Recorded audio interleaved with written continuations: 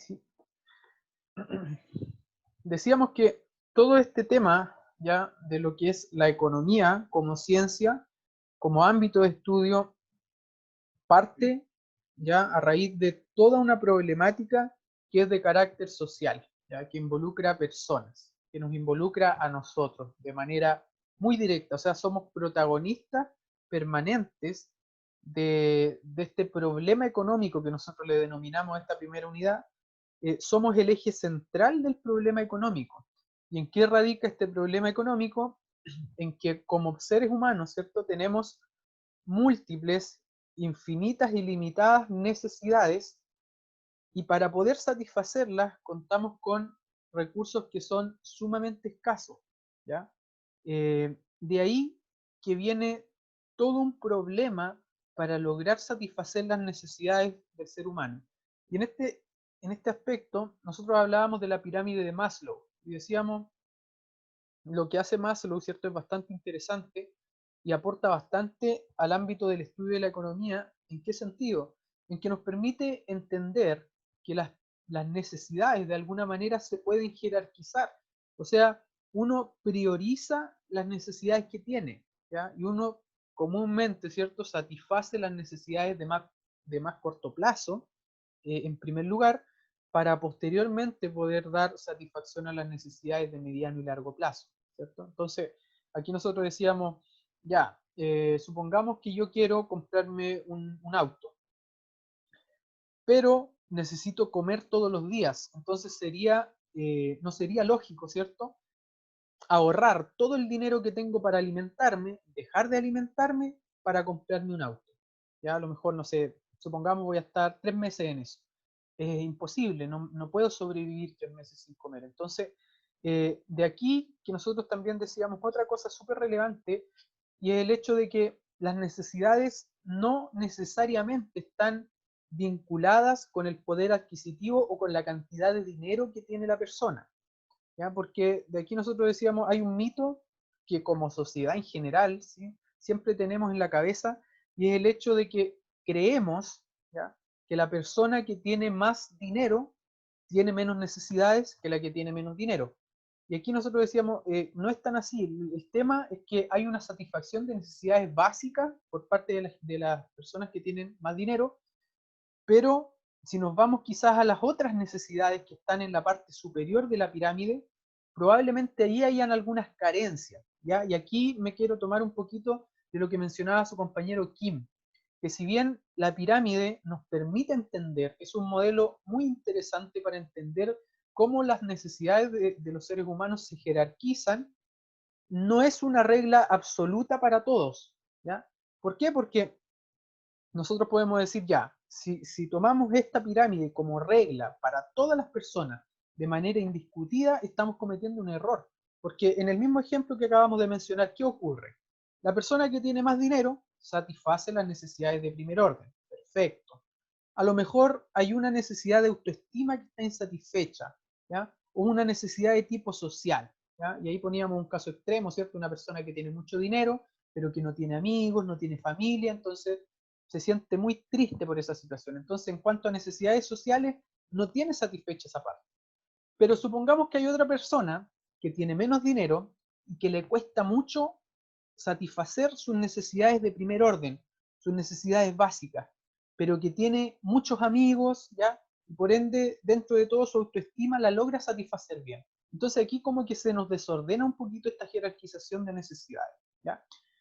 Pero el punto central de todo esto es entender, ¿cierto?, que las necesidades son múltiples. O sea, yo no podría cuestionar a una persona que me diga, no soy feliz, no me siento satisfecho, porque a pesar de que tengo muchos bienes, ya tangibles, tengo una casa, tengo un auto, gano mucho dinero, trabajo bien, no tengo amigos. ¿Ya? Uno a lo mejor dice, pero ¿cómo vas a estar triste si tienes todo y no puedes ser feliz? Pero es que el problema de las necesidades es que está asociado, ¿cierto?, a la realidad que vive cada quien. ¿Ya? Entonces, de aquí que el problema económico no solo se reduce a dinero. ¿Ya? Entonces, por aquí, de repente, uno muchas veces dice, o uno pensaba, ¿cierto?, dentro de la asociación de conceptos que uno tiene en la cabeza, eh, muchas veces la economía se relaciona de manera directa y absoluta, ¿ya? Y casi determinada solamente a lo que es el dinero. Y aquí entendemos que no es así, ¿ya? Que no es solo lo relacionado al dinero, sino que hay un sinfín de elementos y de características, ¿cierto?, que determinan cuál es el campo de estudio de esta ciencia. Y que, como ya lo habíamos dicho en la clase anterior, es muy amplia, tiene su complejidad por el hecho de que es amplia y también tiene su complejidad por el hecho de que estudia al ser humano. Entonces, cualquier cosa que pretenda estudiar, interpretar y dar solución a una problemática relacionada con nosotros, los seres humanos, es sumamente compleja. Entonces, por ejemplo, acá somos poquitos en la clase. Y a pesar de que somos poquitos, por ejemplo, tomar una decisión, sea la que sea, en la que todos estemos absolutamente de acuerdo, yo creo que es imposible, ¿ya? No todos vamos a estar en el mismo nivel de acuerdo, ¿ya?, ante esa decisión. Entonces imagínense cuando involucra a más gente, cuando involucra a una sociedad completa, un país, ¿ya?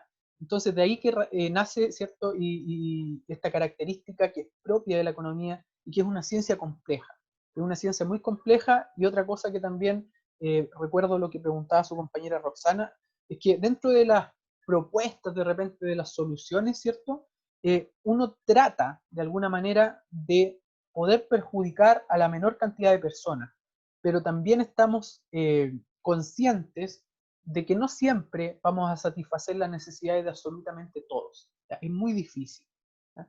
Entonces, bueno, ahí está, ¿cierto?, el problema económico, los recursos son escasos para satisfacer las múltiples e ilimitadas necesidades que tenemos como seres humanos.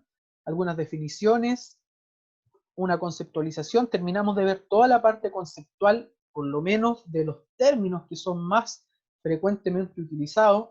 Eh, los términos que revisamos acá yo diría que no son ni el 1% de todo lo que se ve en economía, pero que sí nos sirve para poder entender de lo que estamos hablando, para poder plasmar este lenguaje, ¿ya? Que al final es un poquito técnico, porque de ahí, no sé si recuerdan, yo les hablaba un poquito de lo que era precio, de lo que era valor, y cómo tienen sus diferencias particulares en cuanto a las características propias que tiene cada concepto. ¿Ya? Entonces yo lo que quiero, dicho todo esto, que es más o menos lo que vimos en la clase anterior, lo que yo quiero revisar el día de hoy con ustedes, o partir más que nada, porque igual tenemos tiempo, es eh, el segundo punto. El segundo punto yo le puse acá el pensamiento económico. ¿Ya? Entonces, nuestra forma de pensar, por ejemplo, como personas, está determinada por muchas cosas. ¿Ya? Y hay ciertos elementos que en nuestra cabeza aparecen como principios, ¿ya?, como principios de vida, como valores, como formación, y que para nosotros son intransables, y que eso rige nuestra forma de pensar. ¿Ya? Entonces, en este ámbito es exactamente igual. O sea, lo que yo voy a tratar de esbozar acá un poco son 10 principios que son básicos y fundamentales para poder introducirnos en el pensamiento económico. Porque si bien yo puedo interpretar la economía a mi manera, ¿ya?, este pensamiento económico es el que va a determinar también el análisis y la opinión que yo establezca sobre lo que yo estoy opinando, lo que yo estoy analizando.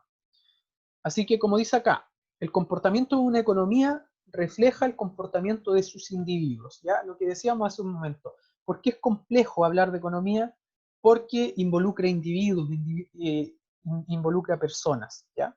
Entonces, el primer principio, ya lo voy a leer y de ahí lo vamos a explicar, ¿ya? Eh, en los casos que sea pertinente y necesario, vamos también a ir dando ejemplos, y si alguien quiere comentar algo también lo puede hacer sin ningún problema. Si hay algún tema de repente relevante, podemos hacer el paréntesis y comentar también algo al respecto. ¿Ya? ¿Se escucha bien todo? ¿Se entiende hasta esta parte por lo menos lo que he tratado de explicar? Sí, profesor. Ya, perfecto. Entonces, el principio 1, ¿ya?, dice que las personas se enfrentan y enfrentamos disyuntivas, ¿ya? Es decir, siempre nos enfrentamos a este tema que es tomar una decisión y que en algunos casos es muy fácil, pero que en otros casos es muy complejo. Entonces, como dice acá, no se puede hablar y silbar al mismo tiempo.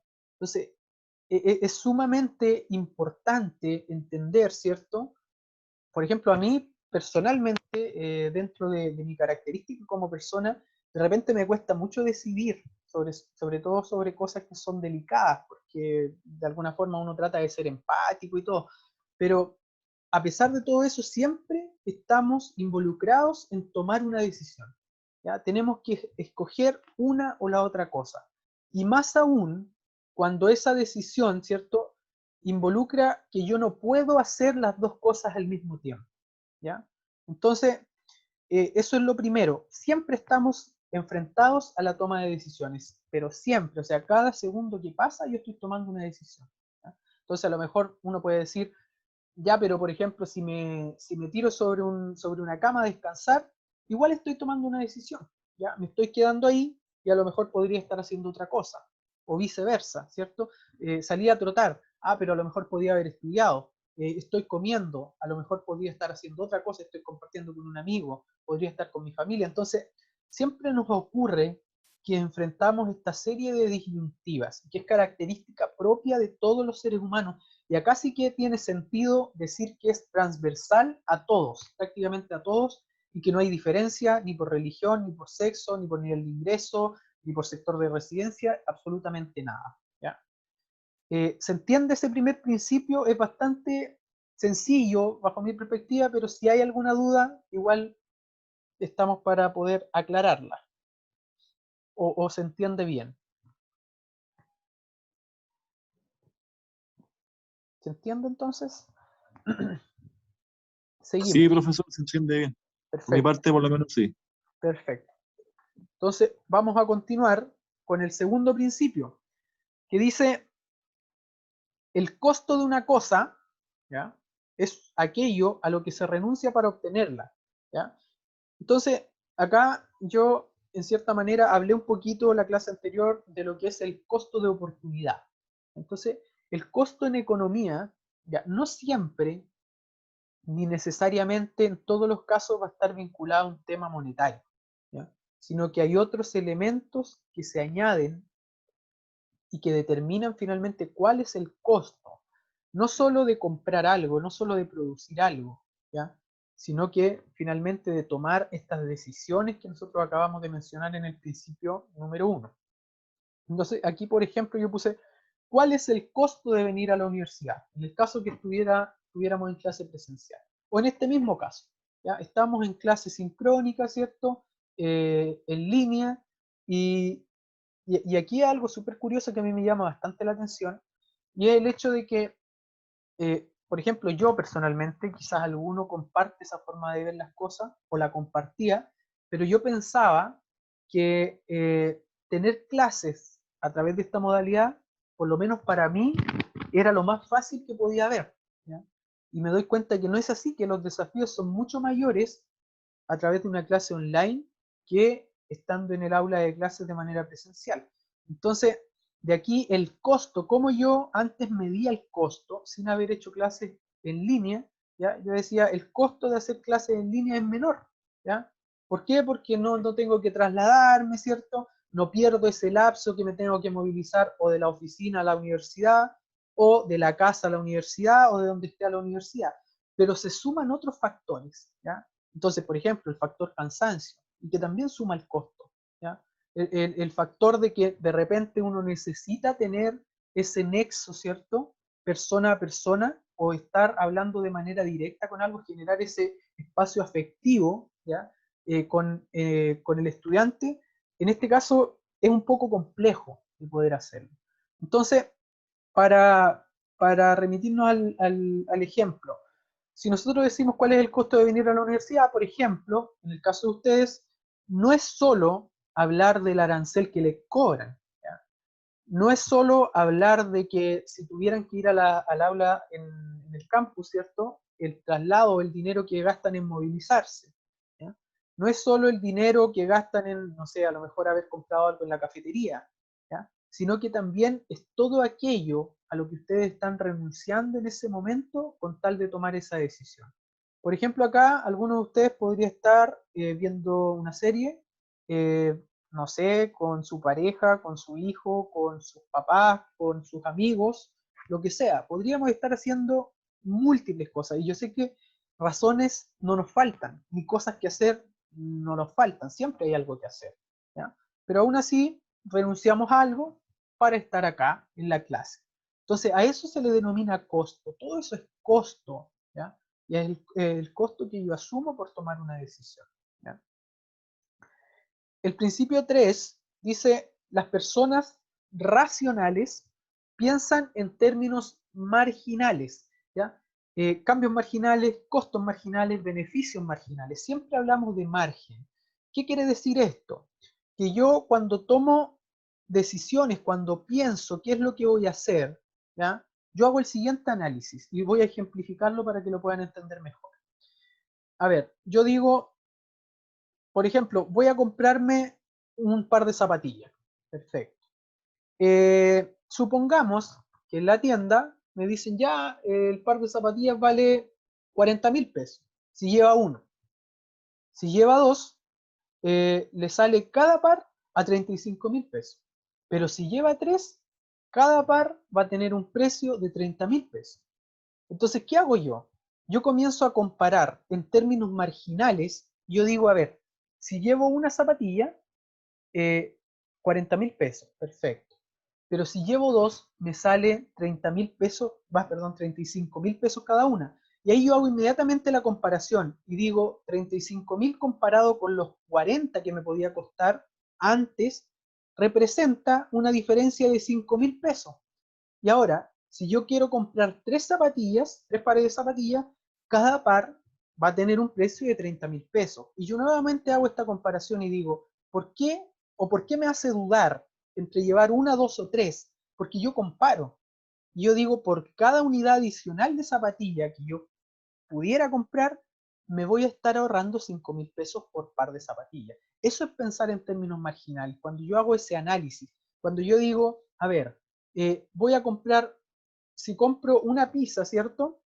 Estoy muerto de hambre, me voy a comer una pizza, ¿ya? Pero a lo mejor las pizzas están en oferta y están 2 por 1, ¿ya? Entonces yo pienso inmediatamente, ya, me va a salir barato comprar las pizzas, pero ahora, ¿voy a poder yo comerme las dos pizzas enteras? Probablemente tengo hambre para comerme una, ¿ya? Y eso me va a generar, pero felicidad absoluta. Pero ya la segunda pizza, a lo mejor ya no va a ser lo mismo. Y si me como 10 pizzas, ¿ya? Ahí vamos a tener un problema, porque probablemente me enferme, caiga al hospital, tenga que comprar medicamentos, y ahí ya mi nivel de satisfacción no es satisfacción, ¿ya? Sino que es todo lo contrario. Y eso es pensar en términos marginales. Yo siempre hago, como agente económico, no yo personalmente, sino el agente económico siempre hace este análisis racional, ¿ya? Y toma decisiones en base a lo marginal, ¿ya? Siempre compara, dice, si aumento, si disminuyo, ¿qué ocurre en términos totales con la decisión que yo estoy tomando? ¿Ya? Esto lo vamos a profundizar, yo creo, ¿ya? Con algún ejercicio. Probablemente esto vaya a ser parte de la unidad 3, ¿ya? De la unidad 3 o 4, puesto que no es difícil de calcular, pero sí de repente resulta complicado interiorizar el concepto, porque uno está tan acostumbrado a pensar de una manera que no es racional. Yo por lo menos no me considero una persona racional. Entonces, cuando yo empiezo a leer economía y la economía me dice que el individuo económico es un ser racional que toma las decisiones en base a esto, esto y esto, yo al final termino, ¿cierto?, en la conclusión de que yo no cumplo con ningún criterio para ser un individuo racional, o sea, no pienso racionalmente. Entonces, una de las características es esta, y por esto nos llama la atención, ¿ya? O lo otro que también pasa es asimilar los conceptos, porque en la vida diaria nosotros actuamos solamente, pero muchas veces no pensamos, ¿ya? Entonces, en el actuar, nosotros no sabemos que de repente estamos pensando de esta forma, o sea, estamos pensando en términos marginales. Como concepto formal, quizás no lo manejábamos, pero eso es lo que estamos haciendo, estamos comparando situaciones, o digo, a ver, en la situación A estaba así, en la situación B, ¿estoy peor o mejor? ¿Ya? Inclusive se reduce a cosas tan sencillas, por ejemplo, estoy con alguien, la persona me tiene aburrida, quiero terminar con esa persona. Entonces yo inmediatamente comparo, ¿cierto? Digo, a ver, ¿será como para yo terminar con ella? ¿No me vaya a arrepentir después? Entonces todo, absolutamente todo tiene una relación de calcular en términos marginales, ¿ya? Y eso no quiere decir, ¿cierto?, que no tengamos sentimientos ni nada, pero A lo que me refiero es que nuestro cerebro de alguna manera nos guía a poder pensar de esta manera y a poder tomar decisiones que estén orientadas a evaluar, ¿cierto?, los cambios que nos producen las diferentes decisiones que nosotros tomamos. ¿Ya? Siguiente. Principio 4 dice que las personas responden a los incentivos. ¿Ya? Y aquí dice, la recompensa o castigo hacen que nosotros actuemos. Efectivamente, ¿cierto? Si por ejemplo, yo les digo ahora que tomen un plumón permanente y se rayen la cara, yo creo que nadie, o espero que nadie lo haga, ¿cierto? Pero si yo ahora les digo, todos los que lo hagan van a tener 2,7 en la asignatura. Entonces probablemente más de alguno va a responder a ese incentivo, ¿ya? Porque finalmente es una motivación para conseguir algo. ¿Ya? Entonces, de repente, los incentivos tienen esa característica de que a nosotros nos hacen comportarnos de cierta manera. Y aquí ya un poquito poder entender que también el incentivo va a funcionar siempre y cuando, ¿cierto?, nuestra formación valórica lo apruebe. ¿Ya? Porque, por ejemplo, no sé, si ahora yo les dijera ya, todos tienen que fumar por un 7, por ahí hay alguna persona que le gusta fumar, no va a ser problema, pero hay una persona que puede tener un problema con fumar, no le gusta, nunca lo ha hecho, sus principios valóricos no se lo permiten y no lo va a hacer, ni aunque yo le ofrezca entregarle el título el día de mañana sin que pase ninguna otra asignatura, no lo va a hacer porque su formación valórica no se lo permite. El incentivo puede ser muy bueno, pero valóricamente, ¿cierto? Por eso es complicado este tema, porque tiene que ver con mi pensamiento, con la manera de ver las cosas, y finalmente son temas, ¿cierto?, vinculados al área económica. Entonces, acá yo otro ejemplo que puse para explicar esto es la variación de precio, ¿ya? Para que hablemos netamente de lo que es economía. Entonces, si yo, por ejemplo, voy a comprar el mismo caso de las zapatillas, ¿ya? Pero voy mañana, por ejemplo, a la tienda y me encuentro con que tiene un precio de 40.000 pesos. ¿Ya? Y yo digo, a ver, puede ser que el precio de la zapatilla disminuya la otra semana. Y voy la otra semana y efectivamente está a 30.000 pesos en par. Entonces, esa variación de precio es un incentivo para mí, para yo poder tomar una decisión y saber si compro cuando está a 40 o cuando está en 30.000 pesos. ¿Ya? Entonces, esto funciona para todos también, esto es transversal. Nadie, pero absolutamente nadie podría decir que no responde a un incentivo. Quizás si yo ofrezco dinero, a lo mejor unos pueden reaccionar y otros no. Pero eso no significa que la persona que no reacciona al dinero no tenga un incentivo. Siempre, como seres humanos, ¿cierto?, tenemos algo que nos mueve a hacer las cosas y que nos motiva. ¿Ya? O por más desmotivado que pueda estar, siempre hay algo en la vida o hay algo que finalmente va a funcionar como incentivo. Y lo otro son los castigos. ¿Ya? Los castigos también son relevantes porque finalmente uno para tomar las decisiones igual piensa, ¿ya? La mayoría de las veces, ¿cierto? Hay veces en las que uno no piensa antes de actuar, pero cuando piensa uno dice, a ver, ¿estoy haciendo lo correcto bajo mis principios, bajo mi formación valórica? ¿Estoy haciéndolo bien? ¿Ya? O no sé, cuando uno es más pequeño, ¿cierto? O te portas bien o no puedes salir a jugar con tus amigos. Entonces, ese incentivo que al finalmente es un castigo, hace que el niño en este caso actúe de determinada manera. ¿Ya? Principio número 5 dice, el comercio puede beneficiar el bienestar de todos. ¿Ya? Esto nace a partir de lo que menciona Smith, también Adam Smith, y él dice que es muy importante, ¿cierto? En primer lugar, que uno pueda especializarse en cierta manera en lo que uno es bueno. Ya, de aquí también, ¿cierto?, se articula todo el tema ideológico que tiene que ver con los equipos en diferentes ámbitos. En un equipo de fútbol, por ejemplo, no todos son delanteros, no todos son defensas, no todos son porteros. ¿Ya? Y si lo vemos desde el punto de vista del comercio, ¿cómo lo asociamos? Por ejemplo, tenemos un país como Chile, ¿cierto?, que tecnológicamente somos bastante básicos, no tenemos infraestructura ni tecnología, por ejemplo, para producir teléfonos inteligentes. ¿Ya? A lo mejor puede ser que en Chile se pueda fabricar un teléfono inteligente de fabricación chilena, pero si ya lo llevamos al mercado internacional, no va a competir, ¿cierto?, con un teléfono que ha sido fabricado en un país que cuenta con las características para desarrollar alta tecnología. Entonces, ¿qué ocurre en este caso? Que ese país, hablemos de China, hablemos de Estados Unidos, países que tienen un fuerte componente tecnológico, algunos países de Europa también, un fuerte componente tecnológico, una infraestructura para producir tecnología, pero ¿qué ocurre? Que no tienen la infraestructura ni los recursos para generar materia prima, por ejemplo. Entonces aquí es donde entra el comercio. Porque ¿qué ocurre? Que en Chile, por ejemplo, producimos mucha materia prima de tipo forestal, ¿cierto? Pesquera, minera, agrícola, ganadera, y finalmente esto no lo consumimos todo acá, sino que exportamos la gran parte. O sea, comerciamos con el resto de países del mundo. Y principalmente con países desarrollados. Y de esos países desarrollados, ¿qué compramos nosotros? Compramos tecnología, compramos productos con valor agregado. ¿Ya? Entonces, eso quiere decir que el comercio puede mejorar el bienestar de todos. Si no tuviéramos comercio, fuéramos un país cerrado, ¿ya? No tendríamos el bienestar que tenemos hoy. Sabemos, ¿cierto?, que no estamos en la mejor situación, pero aún así hay cosas que nos hacen la vida mucho más fácil. ¿Qué pasa si en Chile, por ejemplo, fuéramos un país súper ultra retrasado, ¿ya?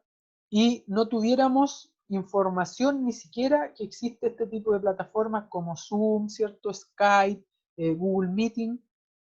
¿Dónde quedaríamos para poder hacer la clase, por ejemplo? Entonces, este comercio, ¿cierto? Esta relación que se genera con otros agentes económicos es súper importante porque finalmente lo que ocurre es que el otro país o el otro agente me está vendiendo algo que yo no tengo y que no estoy en capacidad de producir, y viceversa. ¿Ya? Entonces, por eso yo les decía que acá nace todo el tema de los equipos de trabajo.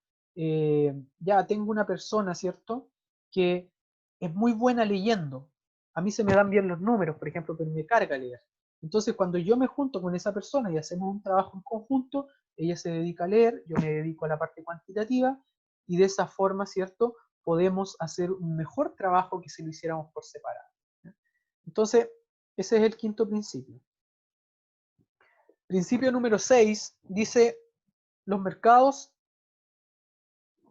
normalmente son un buen mecanismo para organizar la actividad económica. Y acá esto es muy interpretativo en cuanto a lo que cada uno de ustedes pueda pensar, ¿ya? Hay algunos que pueden creer más en el mercado y hay otros que pueden creer más en que el mercado por sí solo no tiene la capacidad para regularse ni determinar sus propios equilibrios, pero finalmente, si no existiera un mercado, sería muy complicado poder organizar la actividad económica. ¿A qué me refiero con esto? A que si yo, por ejemplo, soy un productor de pepinos, ¿ya? Y tengo el mejor pepino, ¿ya?, a nivel nacional, pero no existe un mercado, no existe una instancia en donde yo pueda vender mi producto, finalmente no me sirve de nada producir el mejor pepino de Chile. Nadie lo va a saber y nadie me lo va a querer comprar. De hecho, nadie me lo va a comprar porque nadie va a saber que yo produzco y vendo pepino. Entonces, el mercado es sumamente útil, por eso es que nosotros hoy en día tenemos un mercado para todo, ¿cierto? O sea, existe un mercado laboral, existe un mercado de bienes y servicios, existe un mercado financiero, inclusive en el fútbol existe el mercado de pases de jugadores. ¿Por qué? Porque el mercado ha demostrado que sí te plantea una enorme utilidad para la actividad económica, o sea, para poder resolver este problema económico. Lo que le falta a esta gente se lo puedo proporcionar yo y le cobro un precio por lo que le estoy transfiriendo. Y viceversa, a mí me hace falta algo que tiene este otro agente económico y yo le pago un precio, o sea, se lo compro, ¿cierto? Y de esa manera logro equilibrios en cuanto a la actividad económica. Y acá quise destacar también nuevamente la mano invisible que propone Smith, en donde desde el punto de vista favorable, ¿ya? O positivo. ¿Qué es lo que ocurre con la mano invisible? La mano invisible es aquello que permite que finalmente los productores, las empresas, los que venden, ¿cierto? Y los consumidores o las personas que compran alcancen un equilibrio en cuanto a precio y en cuanto a cantidad. Y esto hace que funcione todo finalmente. Entonces, de repente hay un producto, ¿cierto? Que sube mucho de precio, ¿ya? Entonces, ¿qué es lo que ocurre? Que como el producto subió mucho de precio, resulta atractivo para las empresas producirlo, ¿ya? Entonces, como resulta atractivo producirlo y hay una alta demanda, se suman muchas empresas a producir ese bien, ese producto. Como hay muchas empresas produciéndolo, entonces ya el producto no es tan escaso, entonces el precio comienza a disminuir. Entonces eso es como la mano invisible, ¿ya? O por ejemplo, si un producto es muy necesario, como hablábamos en la clase anterior, los bienes de aseo, ¿cierto? Y de limpieza, ¿ya? Eh, no sé si escasos o no, pero de alguna manera se generó una especie de especulación generalizada en donde se empezaron a desabastecer las góndolas de los supermercados en donde estaban ubicados, ¿cierto?, los productos de limpieza. ¿Eso qué provocó? Que se generara esta escasez, que no sé si sería real o no, pero que permitió que los precios incrementaran. Eso también es acto de la mano invisible, o sea, nadie dijo, como dijo la compañera Roxana, nadie dijo, este es el precio máximo. No salió el presidente a decir, a ver, el Lisoform antes valía 2.000 pesos la botella, ahora vale 3.000 pesos. No, o sea, fue un tema que se fue dando paulatinamente a medida que se fue desarrollando este contexto económico en donde aparentemente había escasez de productos de limpieza, ¿ya? Entonces, eso es la utilidad que presta el mercado. El mercado permite que oferta y demanda interactúen de manera tal de alcanzar y de darle sentido a la actividad económica, ¿ya? Principio número 7. El gobierno o los gobiernos pueden mejorar en algunos casos los resultados del mercado. Y aquí dice hacer valer los derechos y las libertades, ¿ya? Hablábamos la clase anterior, también poníamos un ejemplo. Y bueno, aquí yo creo que es muy adecuado el ejemplo que da su compañera Roxana, en donde decía, a ver, en un contexto, en primer lugar de pandemia, en donde además se estaba desatando una crisis económica mundial, del cual todavía somos parte, eh, y sumémosle a esto que hay una escasez de ciertos productos. Esta escasez produjo que de alguna manera los precios se elevaran. Entonces, ¿hasta qué punto puede crecer el precio de un bien o de un servicio? ¿Ya? Dado un contexto. ¿Hasta qué punto un producto puede subir su precio? ¿Ya? De manera tal de demostrar que es escaso. Entonces acá su compañera decía, el gobierno no pudo haber intervenido acaso para poder determinar un precio máximo para productos de limpieza, ¿ya? Como ocurrió con el examen, que se fijó un precio máximo. Entonces, es súper relevante que siempre hay atribuciones positivas al gobierno, independientemente de la gestión que se realice, pero la participación del gobierno de repente es relevante para que los resultados del mercado se puedan equilibrar. Entonces, por ejemplo, podamos estar de acuerdo o no con el actuar del gobierno, yo también tengo mi opinión personal, cada uno la tiene, pero en términos concretos, eh, una de las cosas que se ha hecho en este último tiempo, ¿cierto? Fue, eh, de alguna manera, saltarse muchos protocolos de lo que era el programa de gobierno inicial del presidente y tomar decisiones en base a lo que era la contingencia actual. De ahí que vino, ¿cierto?, todo este tema del retiro del 10% de los fondos previsionales, algo que personalmente para mí era impensado que se pudiera dar en un gobierno de centro derecha, ¿ya? Eh, pero que finalmente se hizo. ¿ya? Y en donde muchos parlamentarios de centro derecha y de derecha votaron a favor, ¿cierto?, de este proyecto de ley. Entonces, en este contexto, ¿a qué quiero ir? A que esa decisión, ¿ya?, que viene desde el central, o sea, viene desde el gobierno hacia abajo, finalmente lo que hizo fue que de alguna manera los resultados del mercado pudieran también ser más favorables. ¿Y a qué me refiero con esto?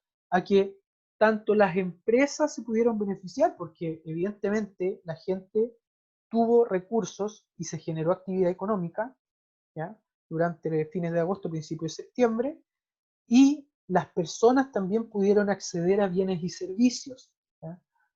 Puede ser cuestionable o no lo que cada persona compró con su 10%, pero finalmente permitió satisfacer o generar cierto nivel de utilidad o de satisfacción en cada una de las familias.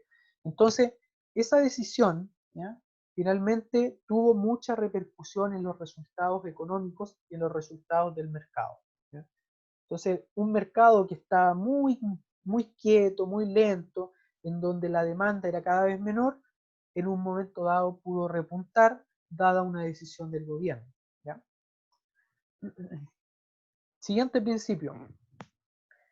El nivel de vida de un país depende de la capacidad que tenga para producir bienes y servicios, ¿ya?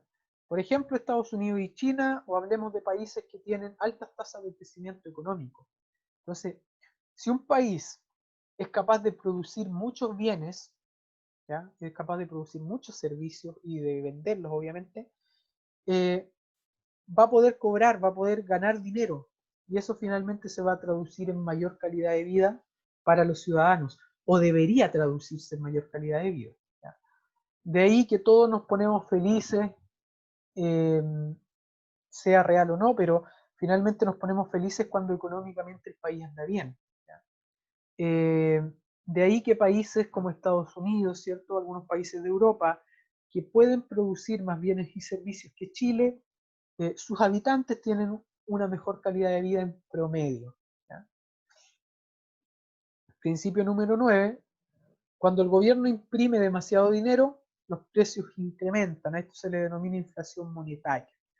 Yo cuando era chico, ¿cierto?, yo decía, pero, a ver, si el dinero es el que nos permite comprar cosas, bienes y servicios, ¿por qué no se soluciona todo el problema de dinero imprimiendo más dinero, ¿cierto?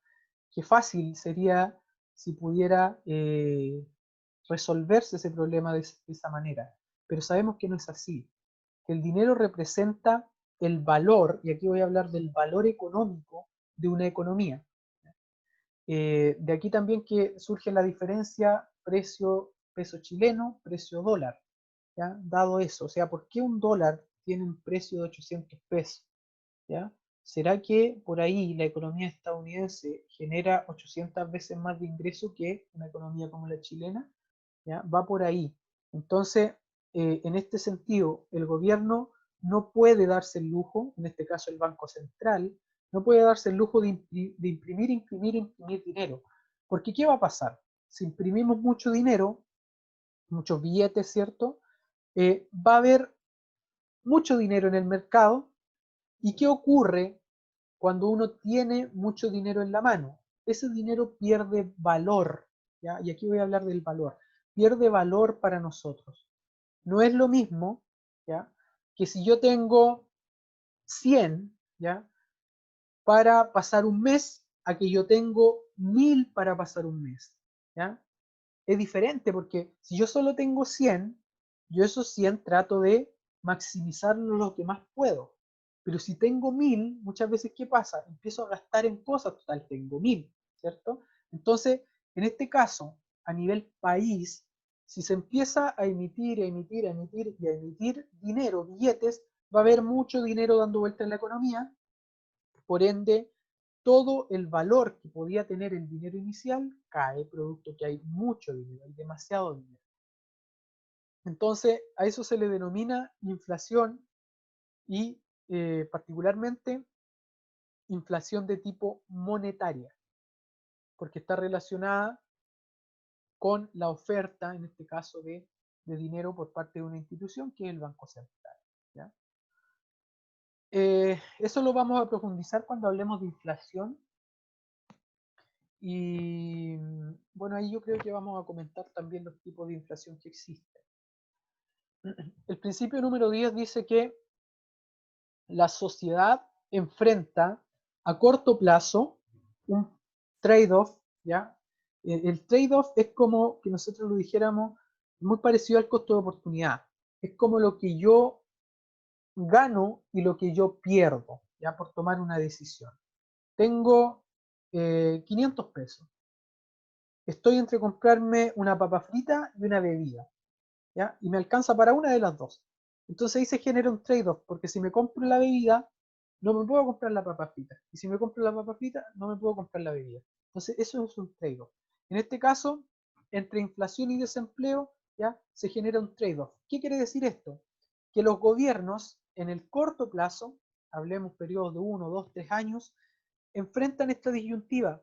¿Qué ataco? ¿Ataco la inflación o ataco el desempleo? Si ataco la inflación, el desempleo se me escapa de las manos. Y si ataco el desempleo, la inflación se me escapa de las manos. ¿Ya? Ahora, como dice ahí, esto es en el corto plazo, porque en el largo plazo ya esto se logra regularizar. ¿Ya? Bueno, ¿y por qué están relacionados? Evidentemente porque la inflación tiene que ver con los precios y el desempleo tiene que ver con los salarios, que es finalmente lo que nos permite comprar bienes y servicios. Entonces yo, como gobierno, debo enfrentarme y decir, a ver, ¿qué voy a atacar primero? O no es tan sencillo decir, ¿por qué el gobierno no baja la inflación y no baja la tasa de desempleo al mismo tiempo si es tan fácil? No es tan sencillo, ¿cierto? Se genera esta disyuntiva, este trade-off. Tengo que elegir una o la otra cosa. Entonces, por eso en países como Venezuela o Argentina, la crisis es muy complicada de trabajar. ¿Ya? ¿Por qué? Porque son países que tienen muy altas tasas de inflación y muy altas tasas de desempleo. Entonces, dada esa combinación, es muy difícil poder generar medidas y tomar decisiones para poder controlar nuevamente la economía. ¿Ya? Esos son los principios. No sé si tienen dudas eh, o si se entendió más o menos, o si hay algo que comentar, lo que quieran decir, bienvenido sea.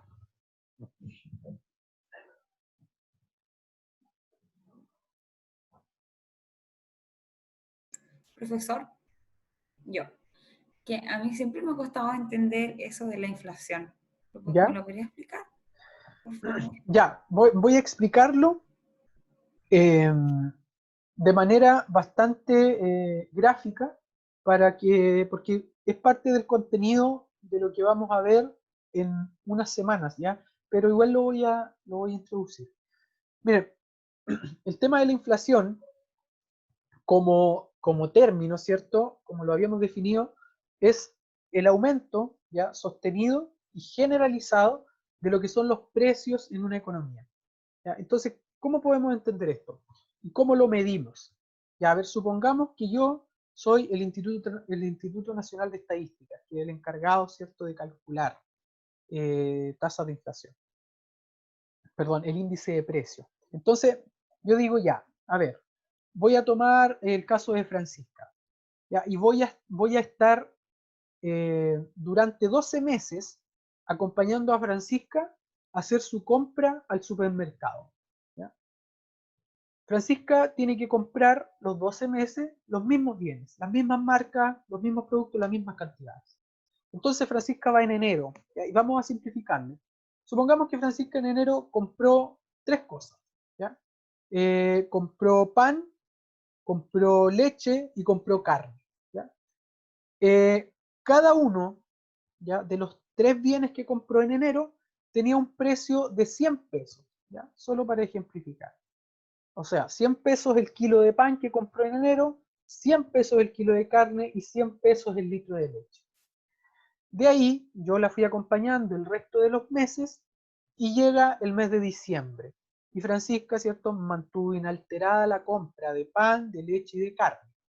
Pero ¿qué ocurrió durante el mes de diciembre, que Francisca, a pesar de que compró lo mismo, la misma marca, la misma cantidad, terminó pagando por el kilo de pan 120 pesos, por el litro de leche 130 pesos y por el kilo de carne 150 pesos.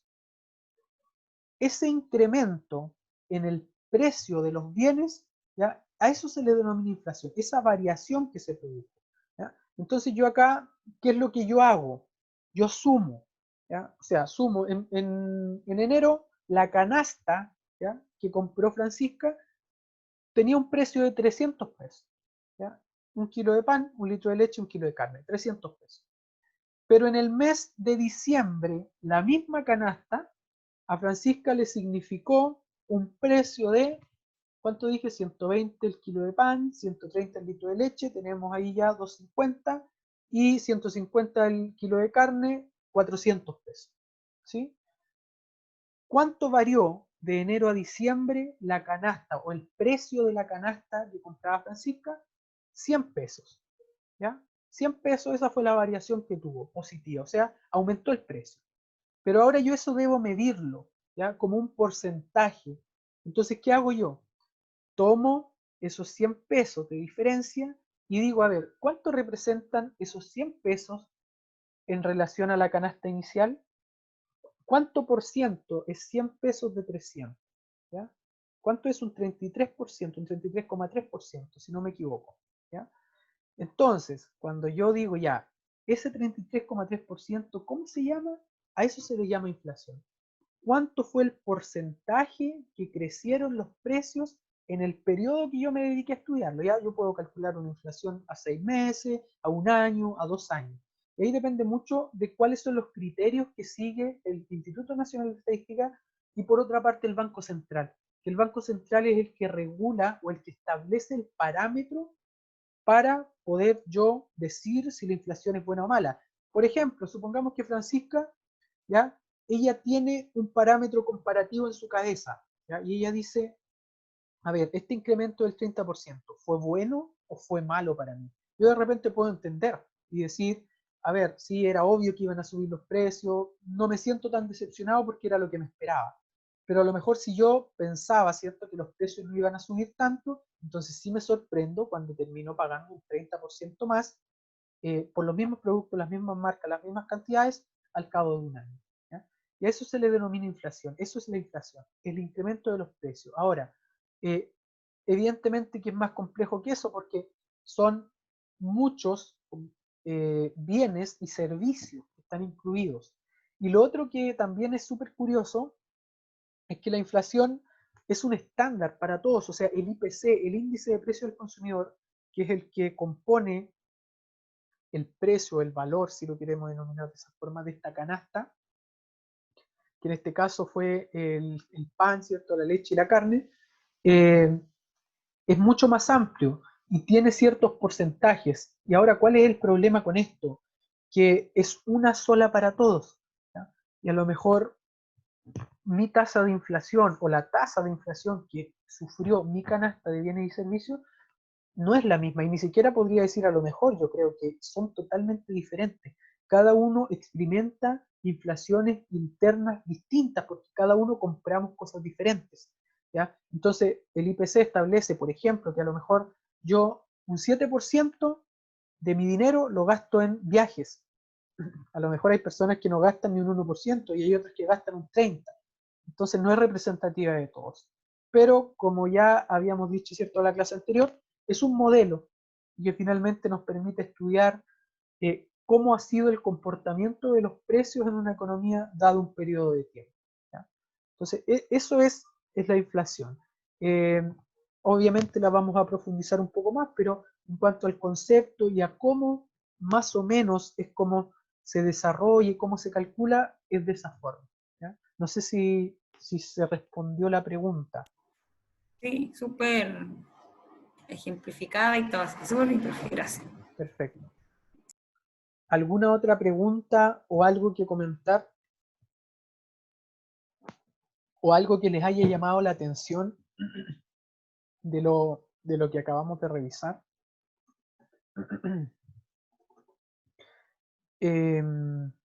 Bueno, de todas formas, si les surge una duda o algo que quieran decir, me interrumpen, ya tienen plena libertad para hacerlo. Por mi parte voy a seguir. Yo creo que como hoy día empezamos a las 7:30, yo creo que como a las 20:45 voy a cerrar el primer bloque, ¿ya?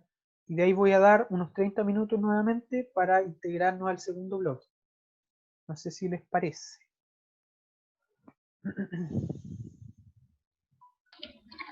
Sí, profesor. Ok. Entonces, vamos a seguir hablando del pensamiento económico.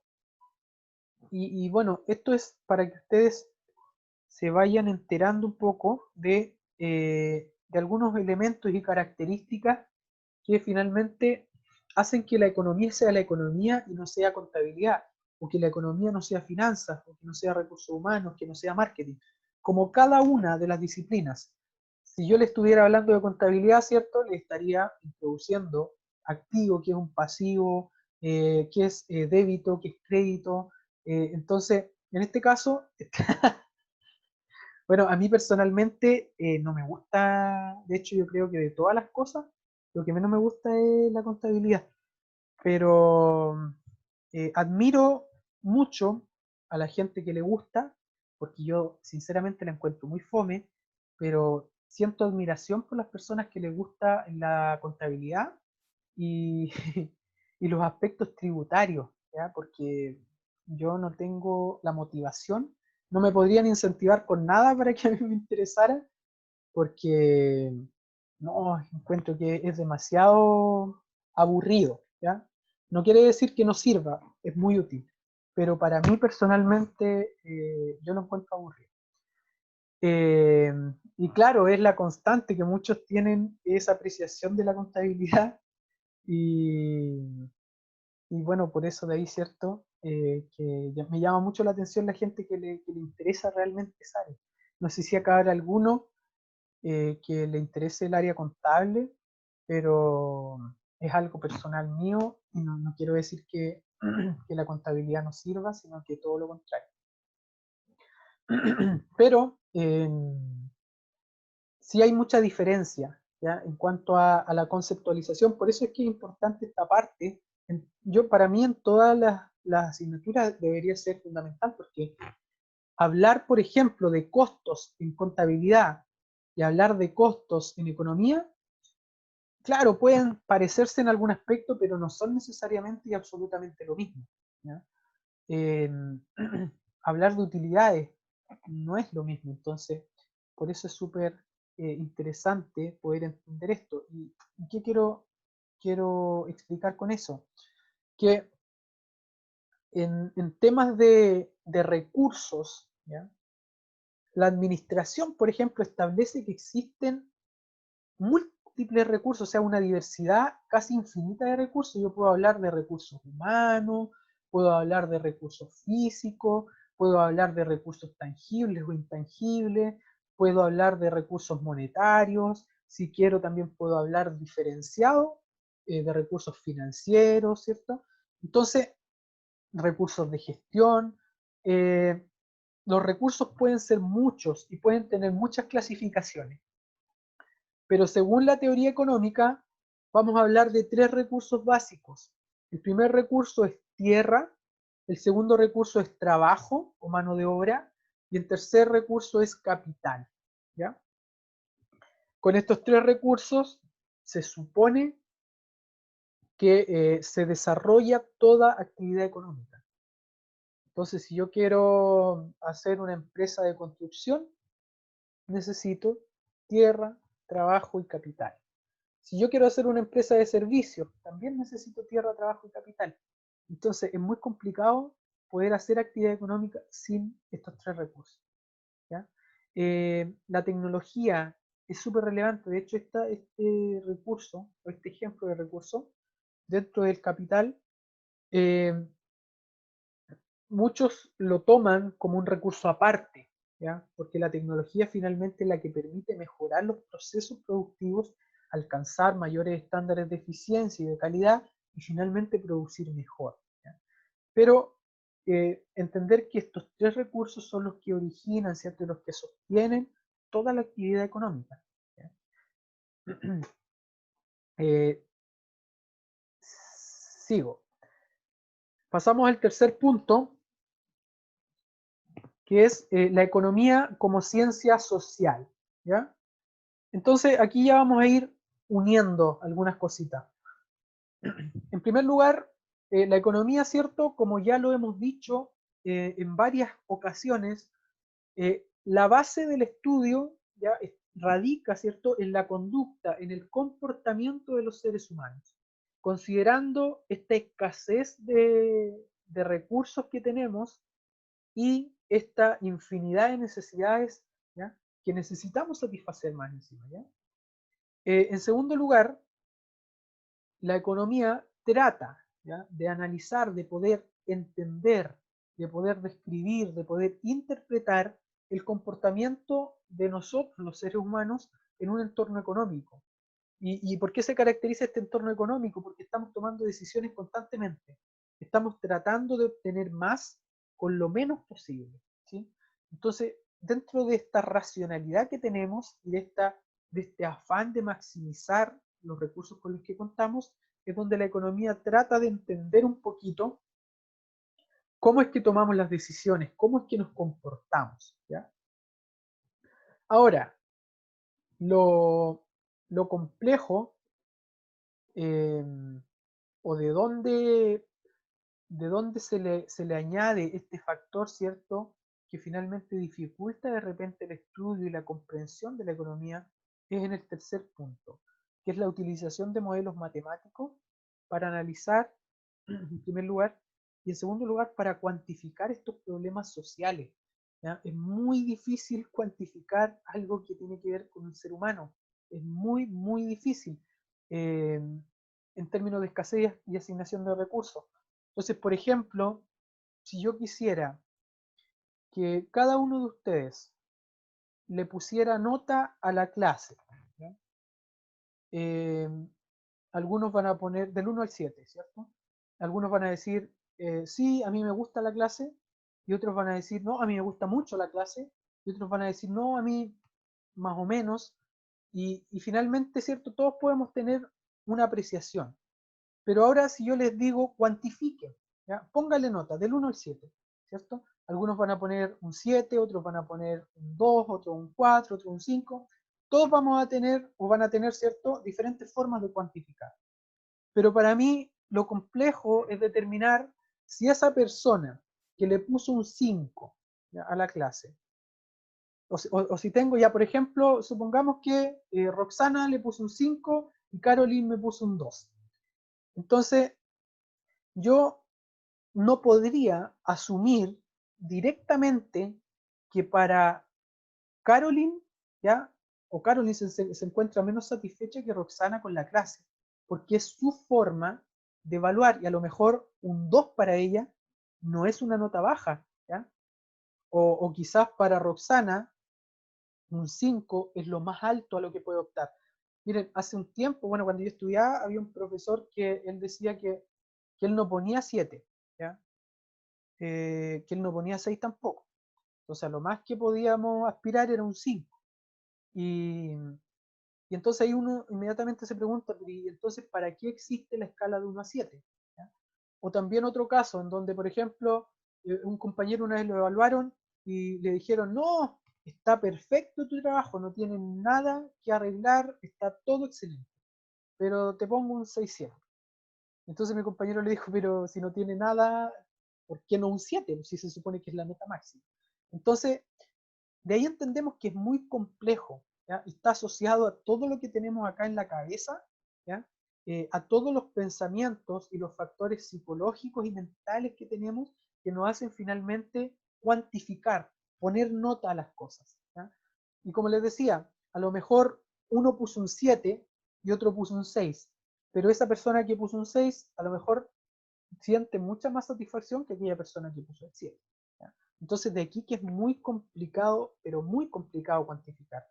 De hecho, en el mismo ejemplo que les explicábamos hace un rato de la inflación, ya decíamos que es complicado porque ahí estábamos midiendo los bienes que compra Francisca. Pero a lo mejor a lo largo de los 12 meses Francisca no compra lo mismo. O sea, es casi evidente que no compra lo mismo. ¿Ya? Cambiamos de preferencia, evolucionamos, nos comportamos de formas diferentes, pensamos de maneras diferentes.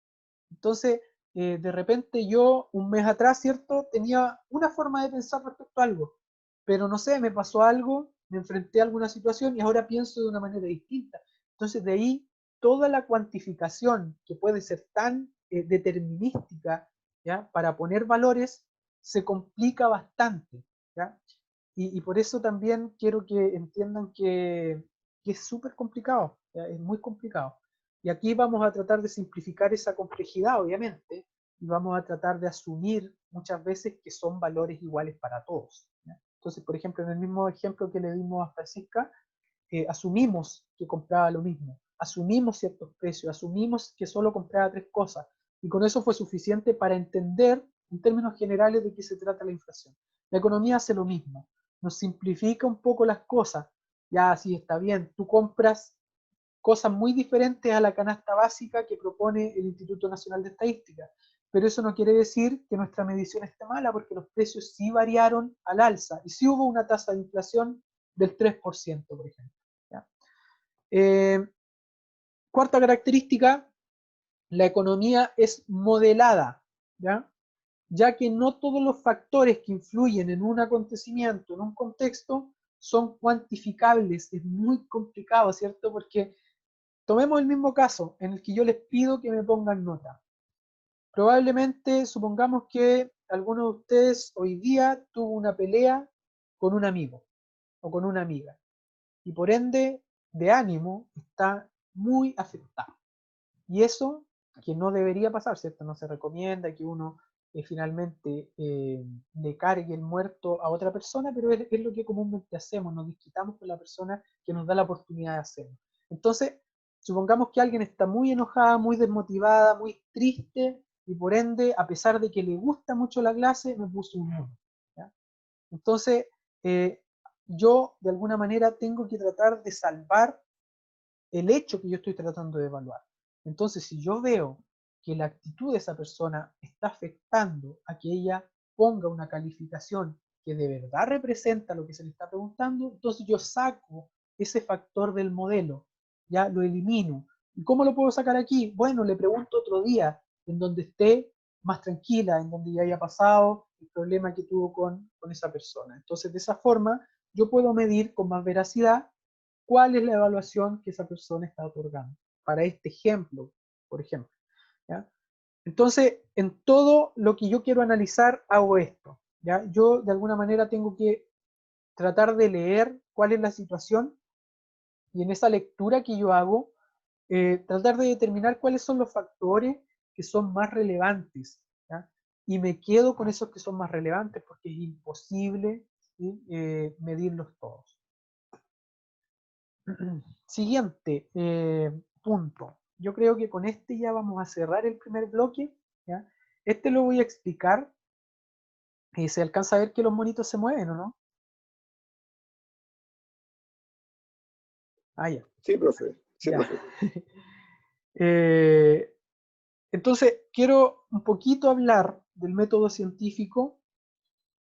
No es algo que vayamos a hacer de continuo en la asignatura, pero sí quiero que entendamos que la economía como ciencia, ¿cierto? Basa cómo se hacen las cosas en esto, en el método científico, ¿ya? En los pasos que aquí aparecen, ¿ya?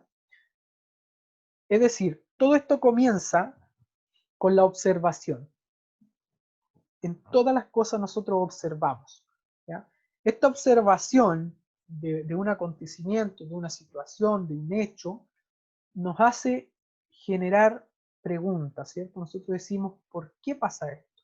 ¿O qué es lo que está ocurriendo en esta situación? ¿Qué elementos son los que están dando origen a que esté ocurriendo lo que está ocurriendo? ¿Ya? Entonces, por ejemplo, ahora mismo nosotros podríamos decir ya, analicemos el tema de la pandemia. llevamos harto tiempo, las cifras han sido cíclicas, de repente suben, de repente bajan, ¿cierto? De repente se toman medidas más restrictivas, pero parece que las cifras aparentemente no cambian mucho porque, claro, los primeros días se controla, pero después se disparan. Entonces, a partir de esa observación, yo finalmente me hago una pregunta y digo, bueno, ¿y entonces qué está pasando? ¿Ya? ¿Cuáles son los factores que están incidiendo en el tema de la pandemia, en el número de contagios, ¿ya? Que se registran por día? Y de ahí yo inmediatamente planteo una hipótesis, ¿ya? Entonces yo digo, no, es que lo que pasa es que, sí, los primeros días en los que se establece, por ejemplo, la cuarentena, sí, la gente toda se encierra, pero de ahí viene un efecto normalidad, ¿cierto? En donde todos finalmente decimos, ya, pero sí estamos en cuarentena, pero no sé, yo igual necesito ir a comprar tal cosa. Entonces hay permisos disponibles, entonces lo saco y voy, ¿sí? Entonces puede que eso esté afectando la irregularidad o la falta de normalización en la cantidad de contagios diarios. Esa es mi hipótesis, ¿ya? Yo digo, no hay un efecto normalización. Para comprobar que eso es así, ¿ya? Porque la hipótesis finalmente no quiere decir que yo deba tener la razón, la hipótesis me permite saber finalmente hacia dónde apunto con lo que yo estoy queriendo interpretar, analizar, descubrir. Yo hago un experimento, ¿ya? Entonces, para poner el ejemplo acá, voy a decir que el experimento que yo voy a hacer va a ser tomar 100 personas, ¿ya? Voy a registrar a 100 personas y voy a preguntar, en primer lugar, obviamente, si están contagiados o no, y en segundo lugar, voy a llevar un registro de todos los lugares hacia los que va durante, no sé, 10 días. Ya, ese es mi experimento. Tengo todo el registro de lo que hicieron 100 personas durante 10 días.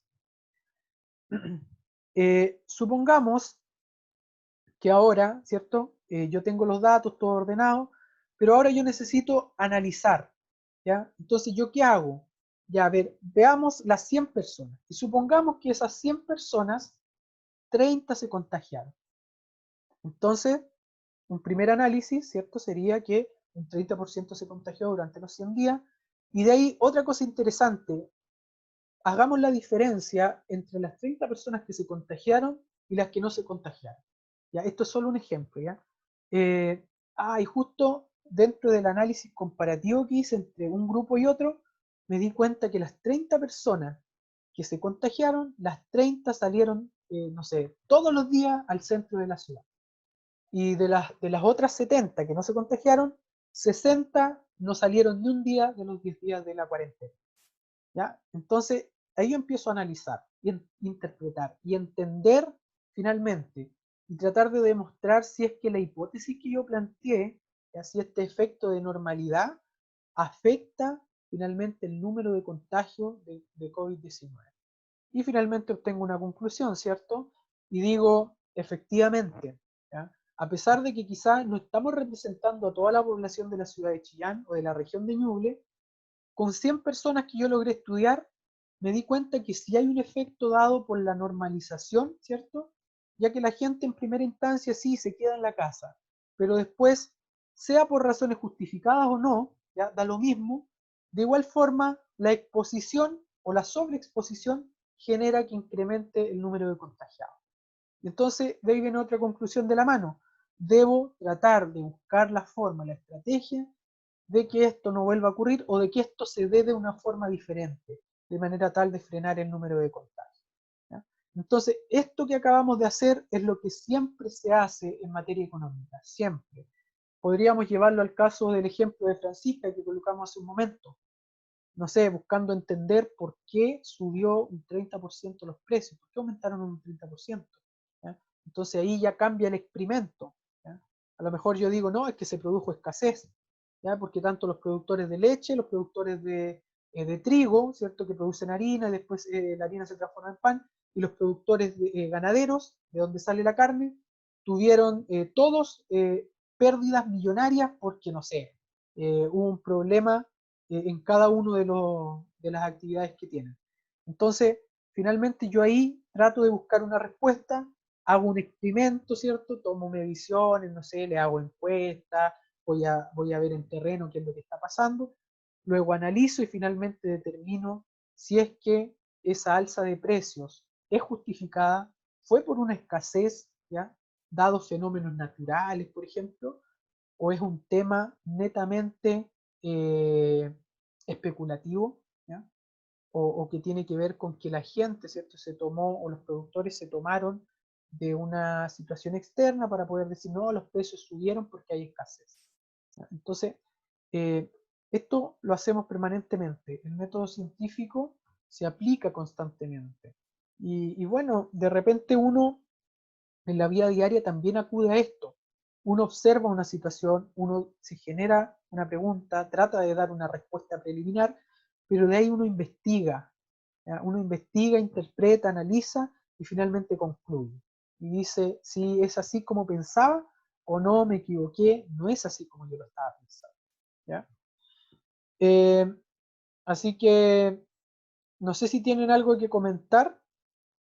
Yo de momento voy a detener la grabación y si tienen algo que decir,